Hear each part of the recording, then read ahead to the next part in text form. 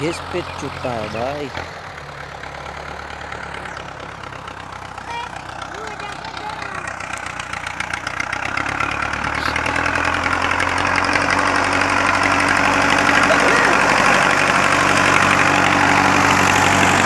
शांति से काके, शांति से।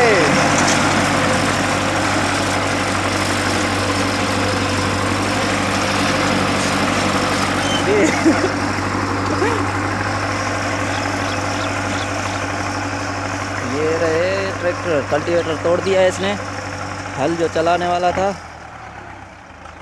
आप लोग देख सकते हो हालत इसकी, बदतर से भी बदतर कर दी है। और ये खुद को कहता है कि मैं ड्राइवर हूँ, इसको मैंने सिखाई थी गाड़ी। आजकल ये कुछ